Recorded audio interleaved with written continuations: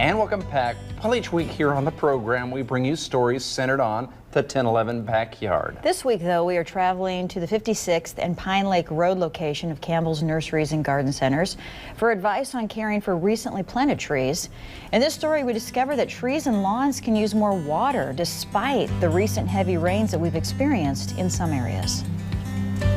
Hey everybody, I am at Campbell's Nurseries and Garden Centers here at 56th and Pine Lake, and I'm with Duane Novotny, and you are the Garden Center Manager here, right? That's correct. Okay, yes, Duane, originally from the Clarkston area. Yeah, I've been in Lincoln 22 years. I was up at Bluebird there for 24 years, so I've been doing this a long time. Yeah, you know gardens, you know landscaping. What are some of the main issues people are having now as we are entering July? I know it's been warm and we've had some heavy rains.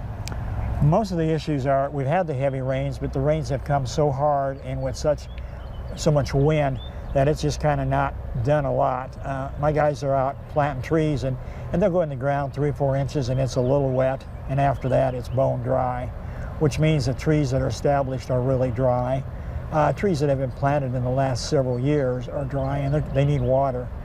We have, several people come in every day wanting to know. And it's a water issue is what it is. So those rains are coming down so hard they haven't had a chance to really soak in? Most of them go down the gutter, most of that moisture. Same thing with lawns. It's only going to get in the ground maybe 1.5 inches, 2 inches, and as hot as it is, the ground gets so warm it dries it out very quickly. And so it'd be best if we had a nice slow rain. It would soak in the ground and it'd be a lot more beneficial than these hard rains. I know as we go through the summer here now with July and August, you don't get as much rain, especially toward August now. Right.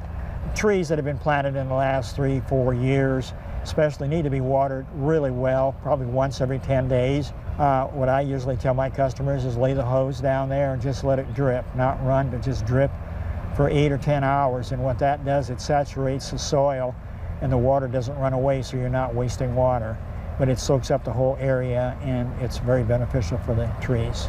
You're talking about new trees. How old of a tree would you do this for? I would do it, I just had a gentleman in here that had a 30-year-old blue spruce. He came in about a week and a half ago and didn't know what was wrong. I went out there and I've got a probe that goes into the ground and I bring up samples.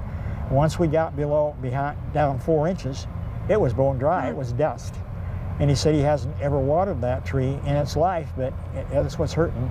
It's got to have moisture. And then what about your lawns? What should we be doing? Well, same thing with lawns. I water just twice a week, but I water for 25 minutes, and that boils down to about 1 inch of water a week.